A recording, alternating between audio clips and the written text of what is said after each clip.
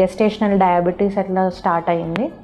So sugar levels ఎలా control చేయాలి, diet ఎలా ఫాలో అవ్వాలి, అంటే ఎలా మదర్ కేర్ ఎలా తీసుకోవాలి, బేబీస్ లాక్టేషన్ ఫీడింగ్ ఎలా ఉండాలి, ఎందుకంటే ఇది ట్విన్ ప్రెగ్నెన్సీ కాబట్టి ఇద్దరు బేబీస్ని ఎలా కరెక్ట్ టైంకి ఫీడ్ చేయాలి ఎవ్రీ 2 to 3 hours.